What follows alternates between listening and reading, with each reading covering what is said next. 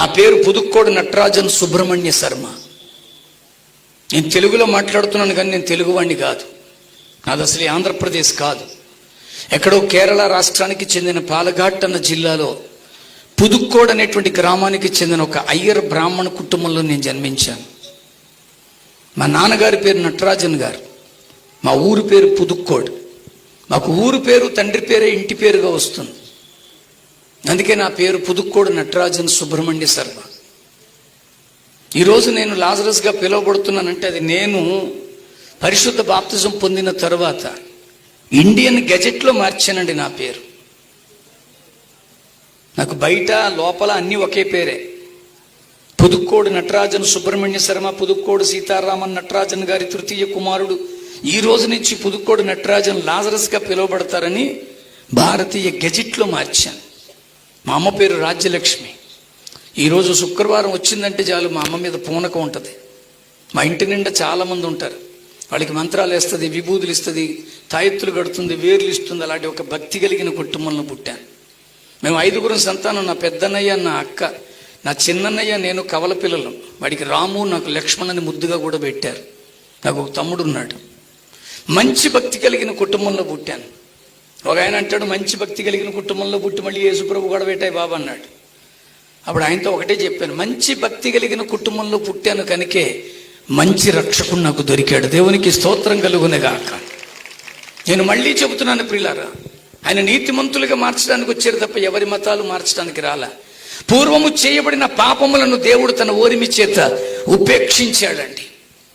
మా నాన్నగారు అయ్యప్ప గురుస్వామి అండి. కాకినాడలో 53 సంవత్సరాలుగా శబరిమల తీసుకెళ్ళిన అయ్యప్ప గురుస్వామి. వారి కుమారులుగా మాకు కూడా అదే గౌరవం ఉండేది. మేము ఎన్నో అయ్యప్ప స్వామి భజనలు చేశాను. ఈ విజయవాడ ప్రాంతానికి వచ్చి అరటి దొప్పలతో మండపాలు కట్టి ఇక్కడి నుంచి గుంటూరు నుంచి చీరాల నుంచి బాపట్ల ఇలా వెళ్ళేవాళ్ళం అండి మేము. నేను ఎందుకు చెప్తున్నానంటే వాటిల్లో నేను ఒక ప్రత్యేకతను సంపాదించాను. పడిపాట పాడాలంటే నేను ఉండాలి. చెండ అయినటువంటి వాయిద్యాన్ని కేరళలో నేర్చుకుని వాయించేవారు. నేను ఎందుకు చెబుతున్నా అంటే చివరిలో ఒక మాట మట్టుకంటారు, అరుంజుం మరియాములం తెరింజుం తెరియాములం నాంగళ్ செய்ய எல்லா பாவங்களை பொறுத்து காத்து రక్షిక్యం సత్యమాన పొన్న 18ఆం బడిలు వసిక్యమని మలయాళంలో అంటారు.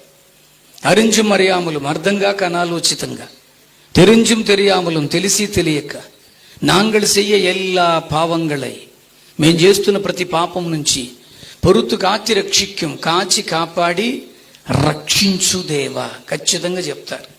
ఇప్పటికి మీరు ఏ దేవాలయానికైనా వెళితే అక్కడ పంతులు గారో పూజారో చేతిలో తీర్థం పోస్తారు. తీర్థం పోసేటప్పుడు 3 మాటలు చెబుతారు. అకాల మృత్యుహరణం, సడన్గా చావు రాకుండా. సర్వరోగ నివారణం, ప్రతి రోగము నివారింపబడాలి. సమస్త పాప క్షయకరం, ప్రతి పాపము క్షయమైపోవాలి. క్షయము అంటే నాశనం. పాపాన్ని నాశనం చేసే పాప నాశకుడు ఎవరు? నేను చెప్పినంత మెల్లగా బ్రహ్మలు చెప్పరు. ఏ దేవుడైతే ఆ దేవుడు పాదవుదకం పావనం శుభం అని ఇస్తారు. నేను చెప్పినంత మెల్లగా చెప్పరు. అకాల మృత్యుహరణం, సర్వరోగ నివారణ, సమస్త పాదోదకం పావనం శుభం అనేసరికి అకాలముడు ముందే పుచ్చుకుంటాడు. నవ్వడానికి కాదు, ఆలోచిస్తారని చెప్తున్నాను. అంటే పాపం ఒక తీర్థం వల్ల పోతుందా? నేను చెప్పే మాట కాదండి. ఈ పరిశుద్ధ గ్రంథములో ఉన్న యేసుక్రీస్తు వారి కంటే 5000 సంవత్సరాలకి పూర్వమే ఈ భారతదేశంలో 4 వేదాలు గ్రంథస్థం చేయబడ్డాయి. ఋగ్వేదం, యజుర్వేదం, సామవేదం, అథర్వణ వేదం. వేదాలలో ఒక సారాంశం ఏంటో తెలుసా? ప్రతి పాపము పరిహరింపబడాలంటే రుధిర ప్రోక్షణం అవశ్యం, ఖచ్చితంగా రక్తం చిందింపబడాలి. తద్రుధిరం, ఆ రక్తము పరమాత్మేనా భగవంతుని రక్తమైతేనే, పరమాత్ముడి రక్తమైతేనే పుణ్యదాన బలియాగం, ఒక బలియాగం ద్వారా ఆ ఆత్మక పుణ్యం ప్రాప్తిస్తుంది. ఈరోజు ఆ మాటలు చెప్పడానికి నేను నిలబడ్డాను. నేను ఎందుకు అంటున్నానంటే ప్రియులారా, పాపం పోవడానికి మనిషి విశ్వ ప్రయత్నం చేస్తున్నాడు. ఇందాడు సాయిలన్న గారు చెప్పినట్లుగా యుక్త కాలం వచ్చినప్పుడు నాకు నా కవల సోదరుడికి ఒకేసారి ఒడుగు వేశారు. నాకు కాకినాడకు దగ్గరలో ఉందని అన్నవరం దేవస్థానానికి తీసుకెళ్లి ఒడుగు వేశారు. మా ఆచార పద్ధతులు వేరుగా ఉంటాయి. వెళ్ళేటప్పుడు అంబాసిడర్ కారులో తీసుకొని వెళ్ళారు. తీరా అక్కడికి వెళ్ళిన తర్వాత మా పద్ధతి ఏంటంటే అరగుండు చేయించుకొని జంధ్యం వేసుకోవాలి. ఇక్కడ ఆంధ్రాలో ఉన్న వాళ్ళైతే పంచసికలు పెట్టుకుంటారు. మా పద్ధతి ప్రకారం అరగుండు చేయించాలి. మా అన్నయ్య గారికి ఆయన అందం మీద మక్కువ ఎక్కువ. 4 వెంట్రుకలు తీసుకున్నాడు ఆయన ముందు. నాకు భక్తి విధానాల మీద శ్రద్ధ ఎక్కువ. ఖచ్చితంగా నేను అరగుండు చేయించుకున్నాను. ఆశ్చర్యం ఏంటంటే నాకు 2 మేనత్తలు ఉన్నారు.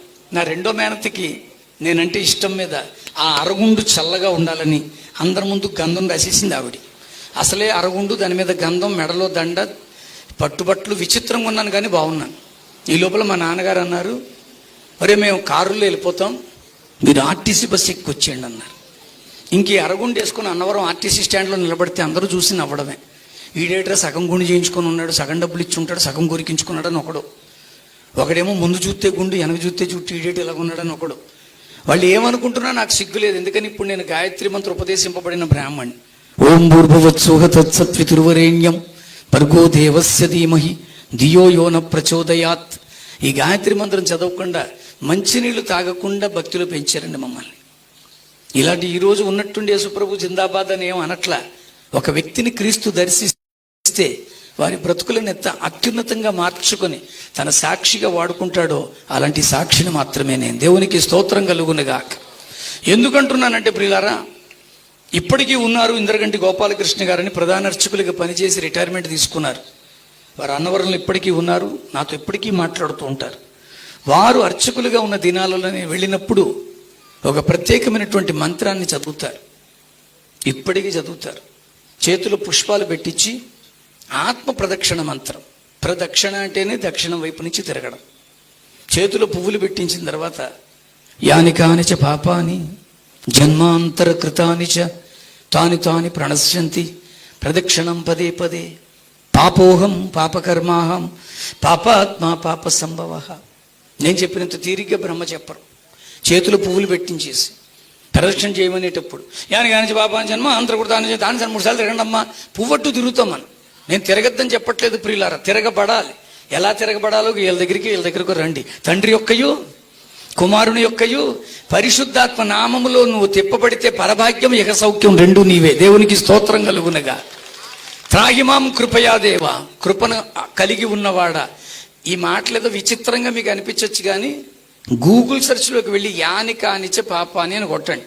మంత్రం దాని పరమార్థం 2 వచ్చేస్తాయి.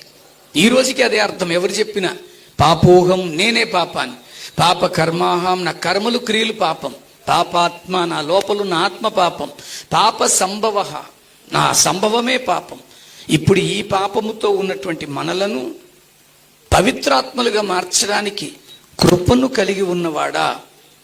త్రాహిమాం కృపయా దేవా శరణాగత వత్సల అన్యదా శరణం నాస్తి త్వమేవ శరణం మమ రక్ష రక్ష. ఖచ్చితంగా చెప్తారు. ఈరోజు ఆ కృపను కలిగి ఉన్నవాడెవరు?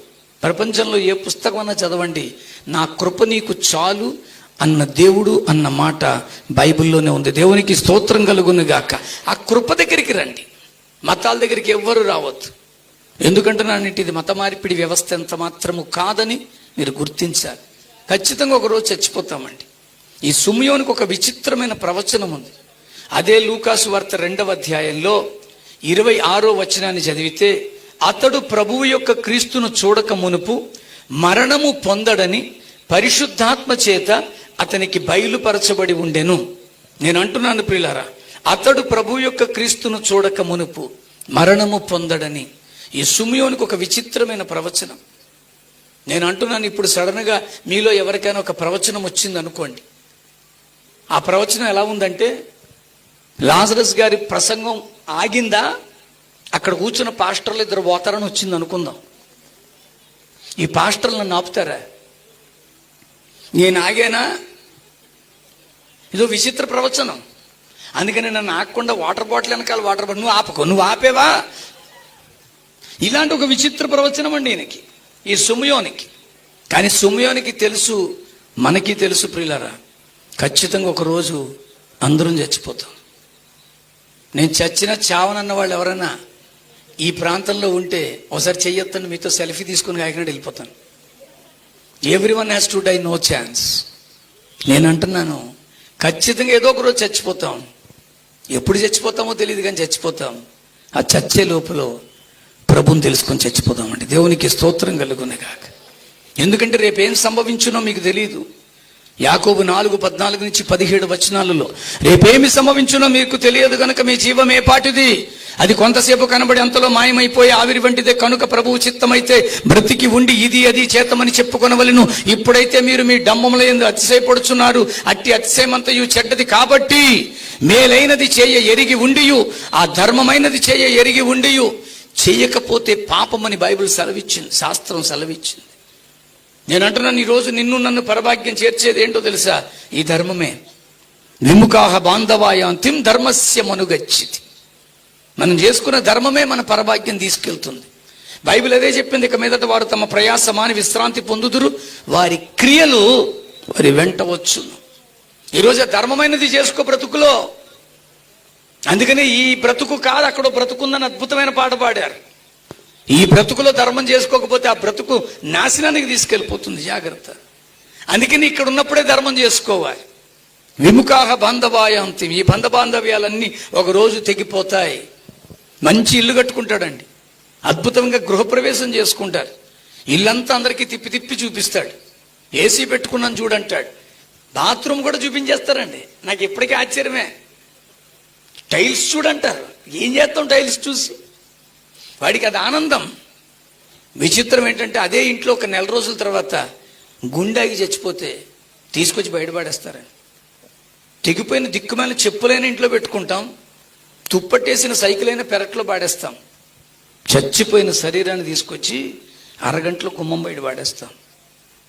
అక్కడతో అద్భుతంగా కట్టుకున్న ఇంటితో ఉన్న బంధం తెగిపోయిందండి.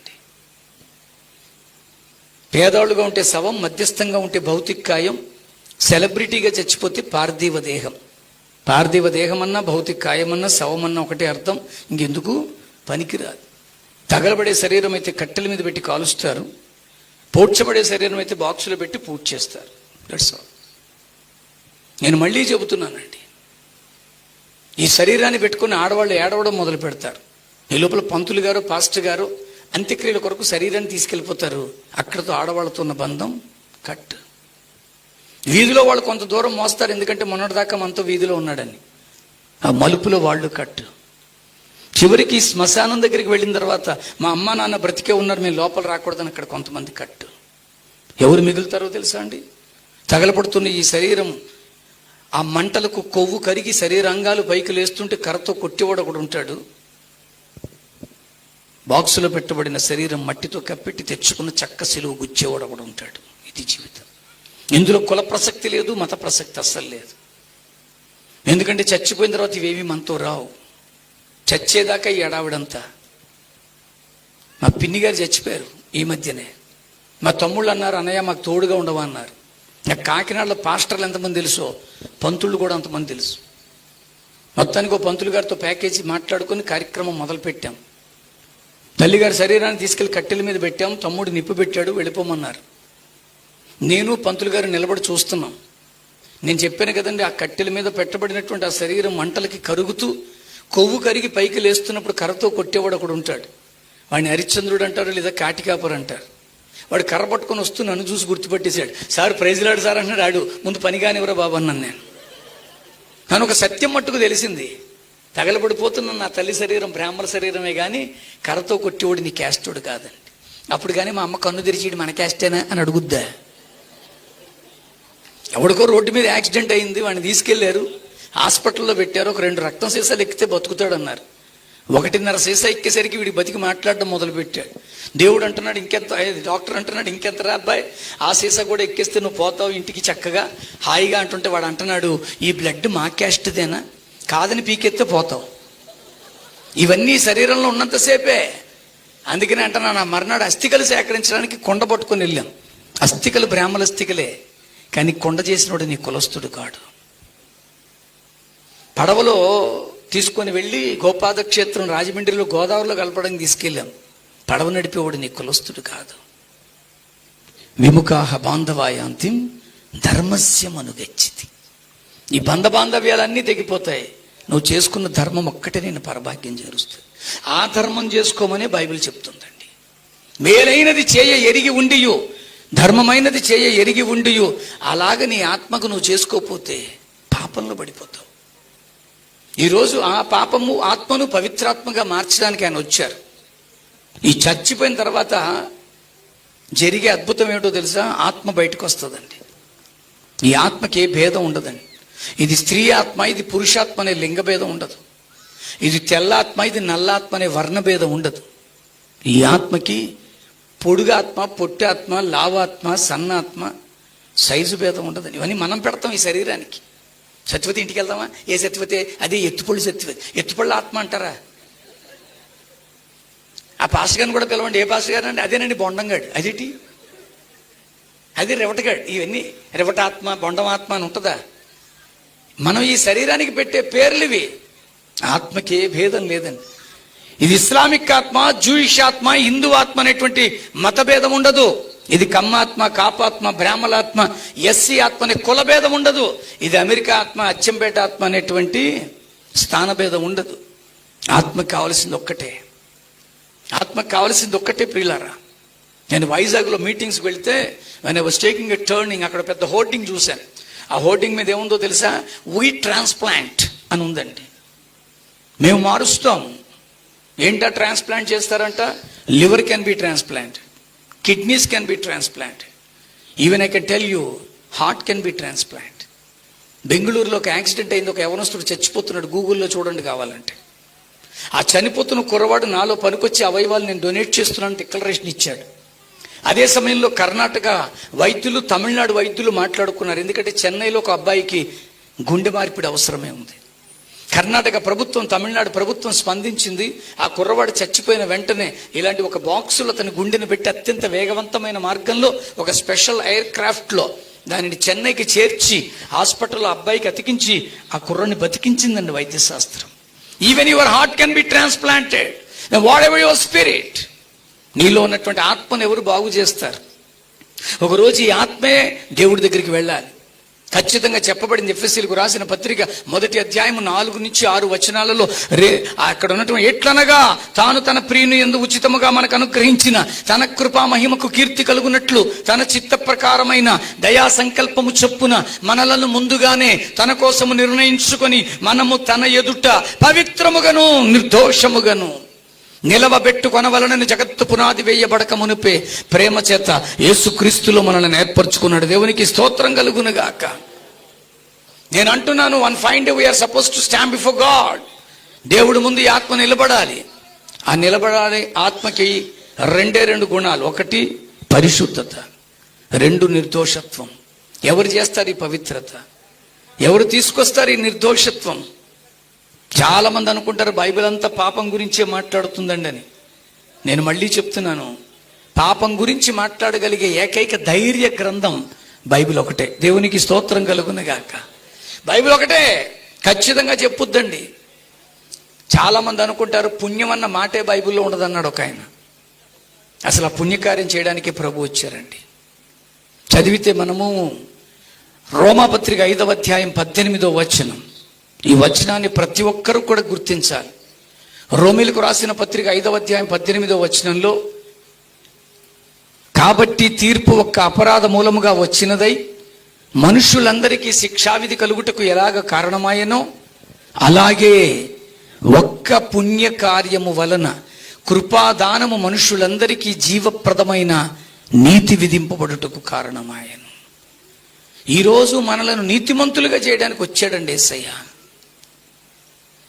ఈరోజు నీతి నీలో పుట్టిందా? ప్రభు నీలో పుట్టినట్టే. ఒకవేళ ప్రభు నీలో పుట్టాడు నువ్వు అనుకుంటే నీతియుక్తంగా ఉన్నావా? అందుకనే నేను అంటాను, what we can observe in Jesus Christ. యేసులో మనం చూడగలిగేది ఏంటో తెలుసా? నీతి.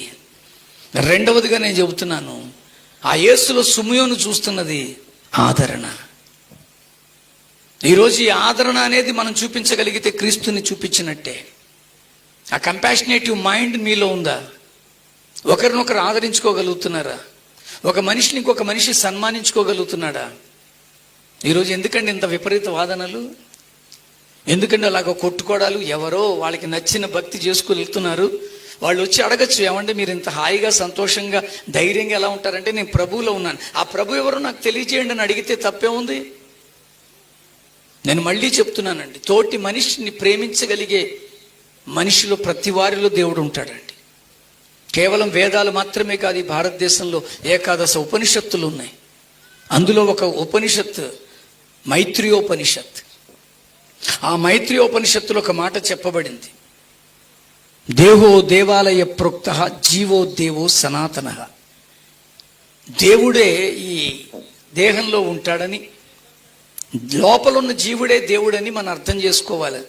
విచిత్రం ఏంటంటే బైబిల్ గ్రంథం స్పష్టంగా అదే మాట చెప్పింది. కొరింథీయులకు రాసిన పత్రికలో, మీ శరీరములే నా ఆలయములై ఉన్నవనియు నా ఆత్మ మీలో నివసించుచున్నదనియు మీరు ఎరుగరా.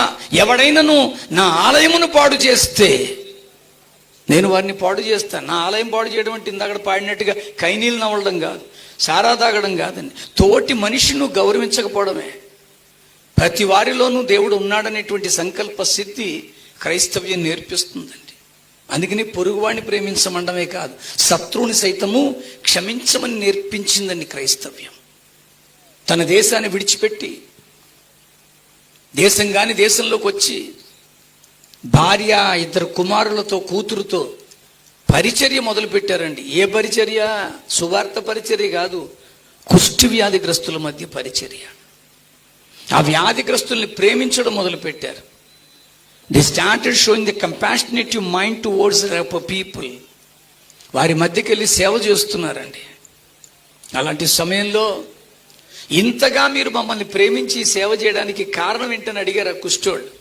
మమ్మల్ని ఎవరు పట్టించుకోకపోయినా మీరెందుకు ఇంత పట్టించుకుంటున్నారంటే, మాలో ఉన్నటువంటి క్రీస్తు ప్రేమ మమ్మల్ని బలవంతం చేస్తుందన్నారు. ఎవరండి ఆ క్రీస్తు?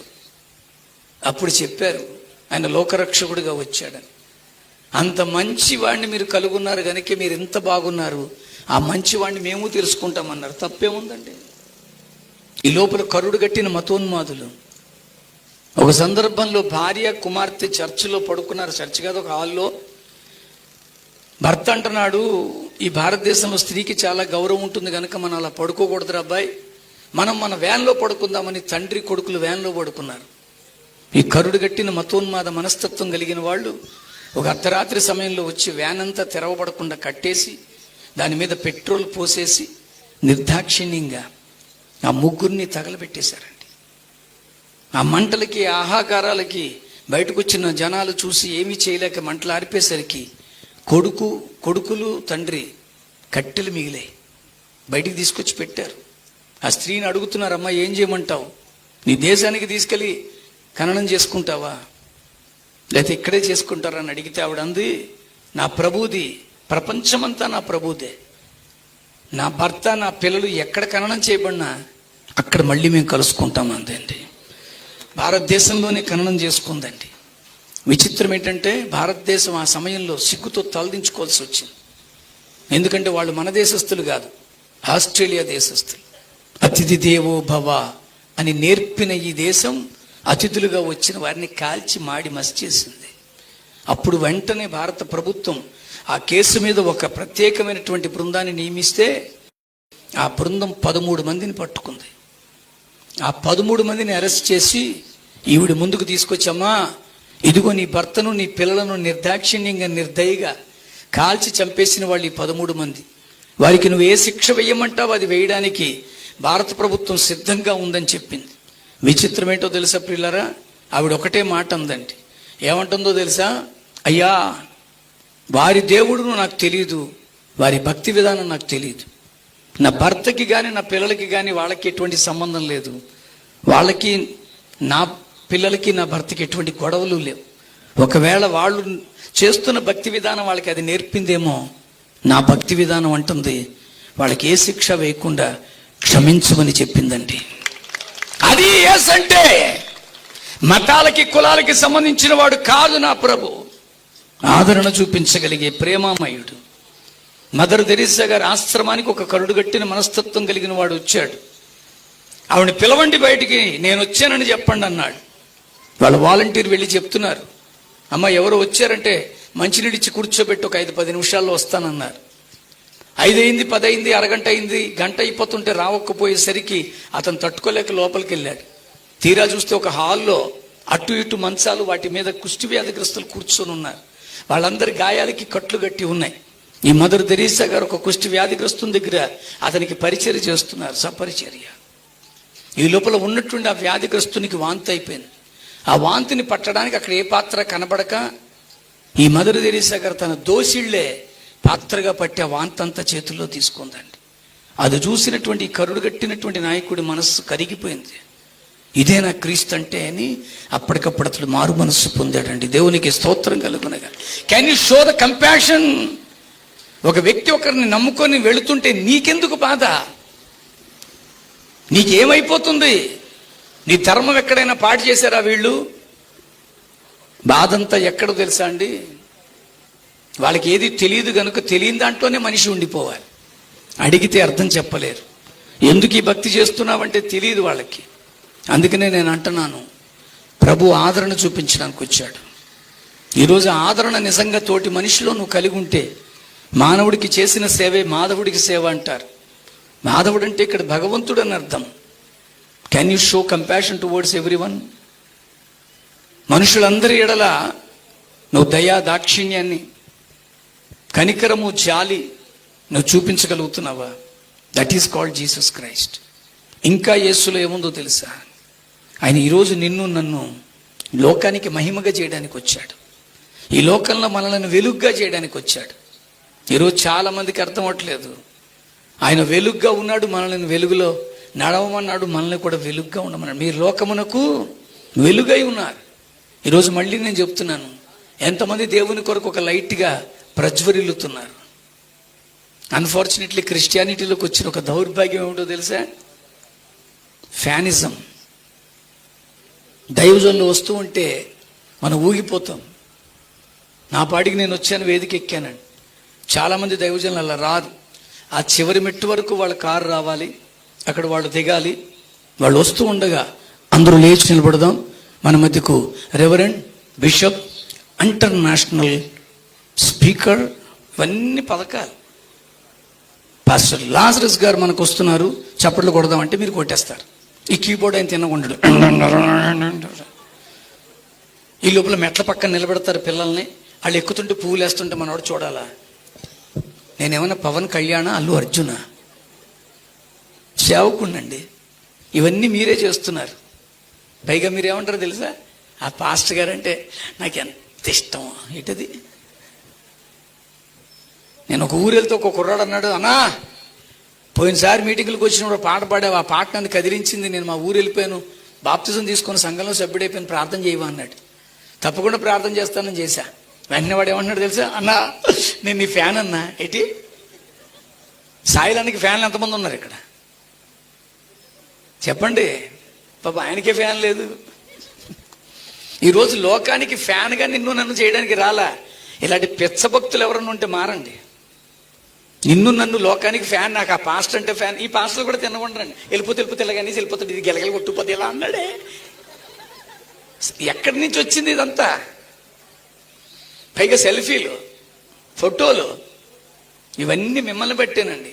ఏంటంటే నాతో కూడా తీయించుకుంటే ఏదో మెమరీ కొరకు తీయించుకుంటే ఇట్ హ్యాస్ మీనింగ్. డబ్బుల కొరకు తీయించుకోవడం ఏంటి? ఆయన కూడా పాస్టర్ పెట్టాడటండి, ఫోటోకి 10,000 నేను అందరికీ ఫ్రీగా ఇచ్చేస్తున్నాను. నాకు చాలా చిరాకండి. నా బైబిల్ ఇలాంటివన్నీ చెప్పలేదండి. సత్యవంతుడైన యేసుక్రీస్తు వారికే లేదండి ఈ సెల్ఫీ. ఈరోజు మీ పిచ్చ కాకపోతే ఏంటండి? నేను మళ్ళీ చెబుతున్నాను, ఫ్యానిజం అనేది క్రైస్తవ్యంలో చచ్చిపోవును గాక. ఇలాంటి ఫ్యానిజం వల్లే నా ప్రభుకి రావట్లేదు ఘనత. ఆ పాస్టర్కి ఎక్కించేస్తున్నారు మీరు. ఆ పాస్టర్ మామూలుడు కదా, అంత పొడుగోడు. ఆయన ఏలెత్తి అయిపోద్ది, అంటే అయిపోతుంది, అంటే అయిపోతుంది, టచ్ అంటే అయిపోతుంది, పటేల్మంటే ఆయన. ఎందుకవో ఇదంతా మనకున్నటువంటి పిచ్చ ఫ్యానిజం. నేను మళ్ళీ చెప్తున్నాను, ఇవన్నీ నా బైబిల్లో లేవు. దయ్యాలతో మాట్లాడించడం ఇవన్నీ బైబిల్లో ఉన్నాయనుకుంటున్నారా? ఆ వర్తమానాలన్నీ చెప్పానంటే మీకు ఆశ్చర్యంగా ఉంటాయండి. యేసుక్రీస్తు వారు దయ్యాలతో మాట్లాడించారనుకుంటున్నారా? మార్కు 1:34, లూకాసు వార్త 4:41 చదువుకోండి. ఆ దయ్యములు ఆయన క్రీస్తుని ఎరిగి అవి మాట్లాడలేదండి. ఆయన వాటిని మాట్లాడలియలేదు అని ఉంది. కానీ ఇప్పుడు అలా కాదుగా, మాట్లాడాలి మీకు. అప్పుడు అమ్మో లాజరస్ గారిది ఏముందండి, ఆ పాస్టర్ గారు అయితే అమ్మో. ఆ దయ్యం పట్టినవాడికి తీసుకురండి. ఆ దెయ్యం పట్టినవాడిని తీసుకొస్తారు. ఈయన చుట్టట్టుకుంటాడు, పోడియం మీద చేయి పెడతాడు. చెప్పు, ఎక్కడి నుంచి వచ్చు, ఎవరినేం చేయడానికి వచ్చు, ఎందుకు వచ్చు, నీ పేరేంటి? ఆ జుట్టిచ్చేసిన దెయ్యం కూడా తినకూడదు. నేను చెప్పను. నీకు ఇదంతా చోద్యం పైగా స్క్రీన్లో కనపడుతుంది. విచిత్రం ఏంటంటే నన్ను పిలిచినా అలా అనకూడదు, కానీ నాకు ఆయనతో ఆల్రెడీ పరిచయం ఏర్పడిపోయింది. అందుకని ఆయనతో ఉన్న సాన్నిహిత్యాన్ని బట్టి అంటున్నాను. మీరు ఈ దెయ్యాలు పట్టిన వీడియోలు చూడండి, అన్ని మ్యాక్సిమం ఆడదెయ్యాలే ఉంటాయి. ఒకవేళ మన అయ్యగారికి దెయ్యం పట్టింది అనుకోండి, పట్టుకోవడానికి గ్రిప్పేది. అందుకనే మగ దెయ్యాలు ఉండవు. I love you sir.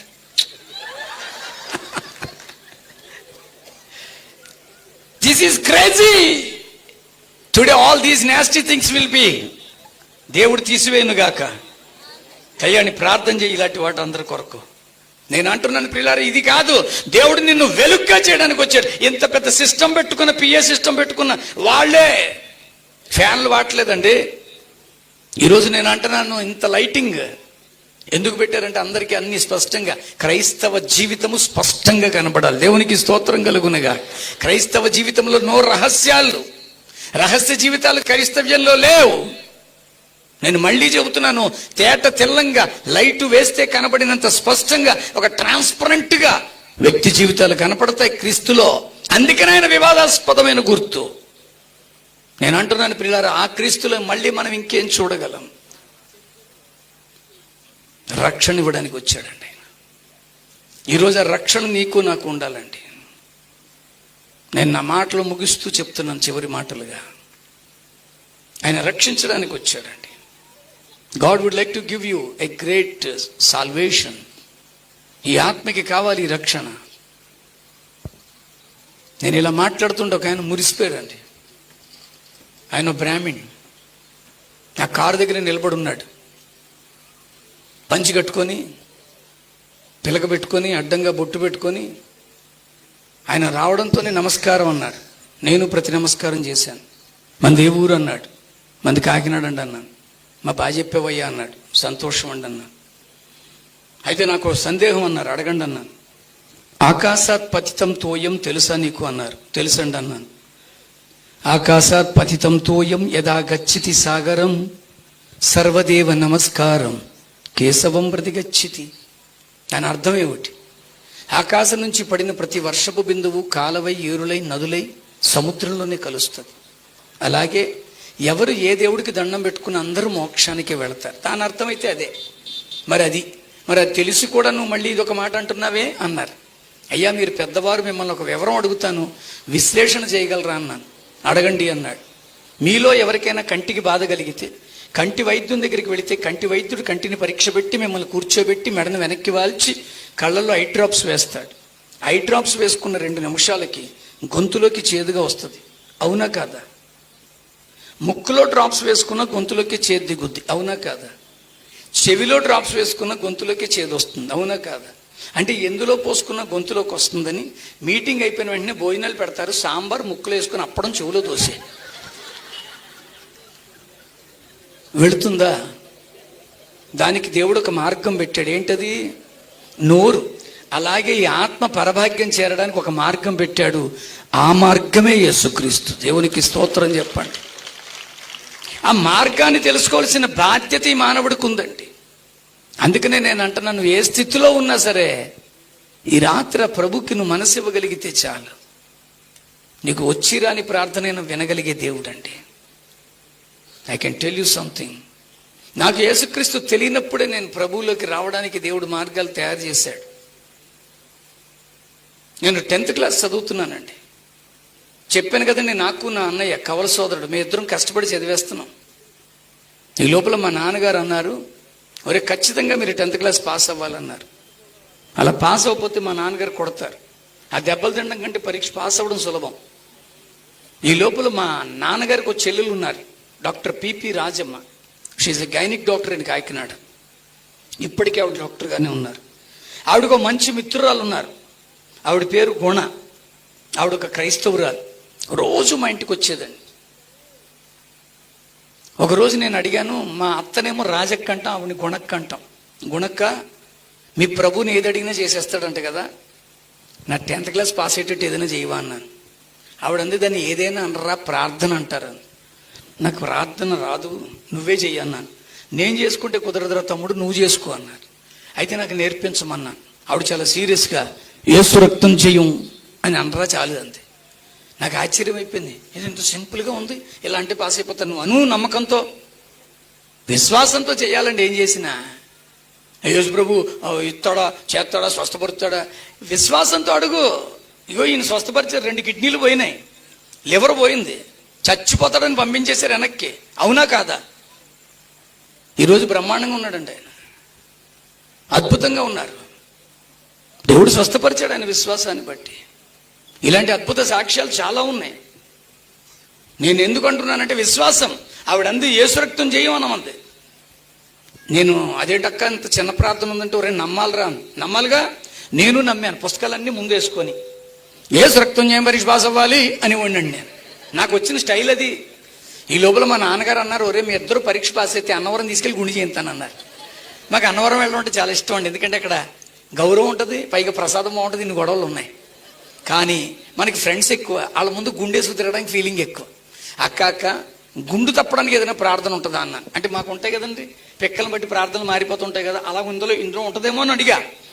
ఆవిడ చాలా సీరియస్గా ఉంది, దీనికి కూడా అదే ప్రార్థన. ఏందది చెప్పు గట్టిగా, యేసు రక్తమే చేయి అంతే. పుస్తకాలు ముందేసుకొని యేసు రక్తం చేయం పరీక్ష పాస్ అవ్వాలి, యేసు రక్తం చేయకుండా తప్పాలి అని వండండి.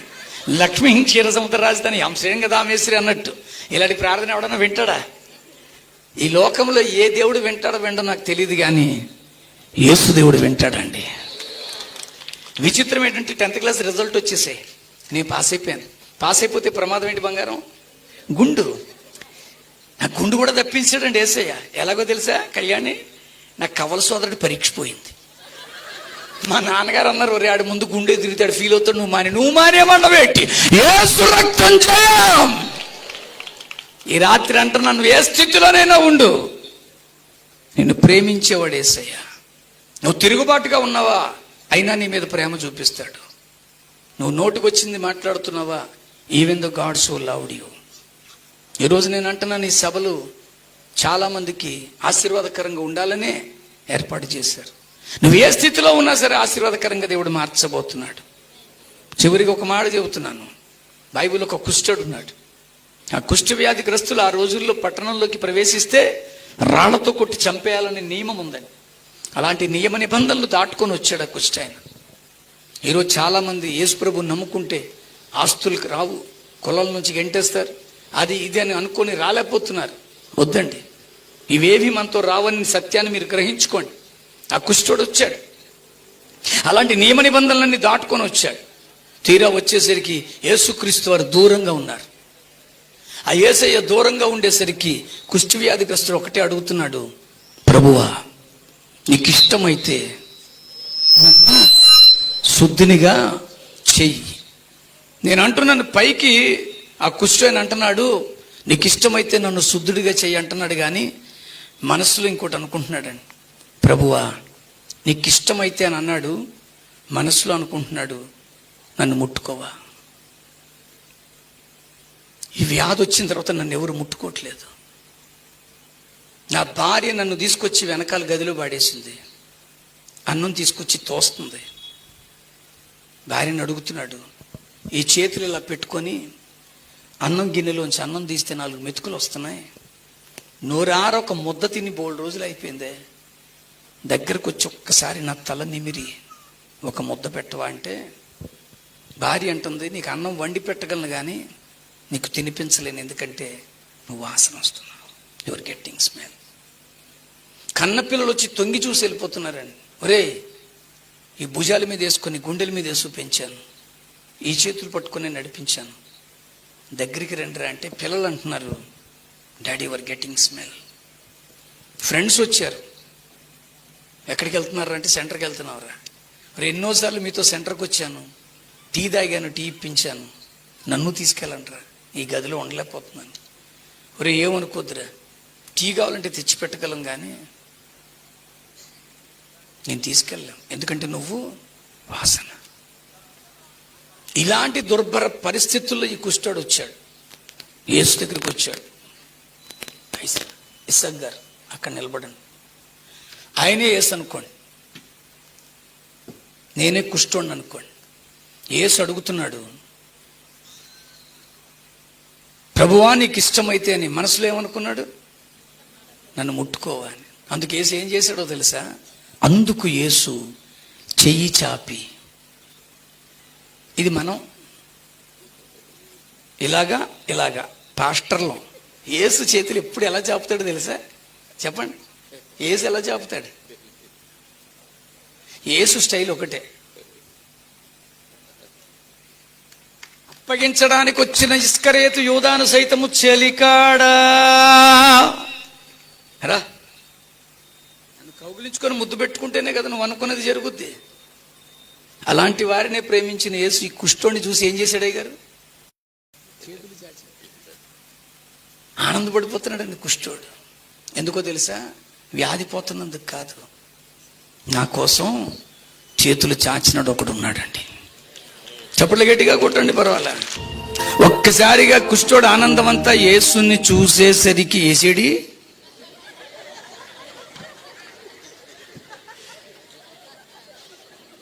ఆనందం వచ్చేసింది. వెంటనే కుష్ఠోడు మనకు మళ్ళీ పరుగులు తీయగలరా? చాచిన చేతులు చూసిన కుష్ఠోడు కౌగిల్లెళ్ళి పడిపోయాడు. ఆమేన్ పట్టుకున్నారు. చూసారా? ఇప్పుడు యేసు తల కుష్ఠోడి భుజం మీద ఉంది, కుష్ఠోడి తల యేసు భుజం మీద ఉంది. ఈ కుష్ఠోడి చెవి భయంకరమైన రసిగారుతున్న కంపు కొడుతున్న చెవులు యేసు పెదాలకు దగ్గరకు ఉన్నాయి. యేసు అసహించుకోలేదండి, తోసేలేదండి, తృణీకరించలేదండి. ఇప్పుడున్న లేటెస్ట్ పాస్టర్ లాగా స్టాల్లో నూనె కొనుక్కొని దిక్కుమని సలహా కూడా ఇవ్వలేదండి. ఆ చెవిలో చెప్తున్నారు ఒకటే మాట, నాకు ఇష్టమే, నువ్వు శుద్ధుడవు కమ్ము, ఐ లవ్ యూ. ఈ రాత్రి నేను అంటున్నాను మిత్రులారు, ఎస్, ఈ జీవితం ఒకరోజు అయిపోద్ది. ఇందాక సాయిలన్న పాడినట్టు ఖచ్చితంగా జరిగి తీరుతుంది. నీ ఆత్మను అప్పగించే సమయం వస్తుంది.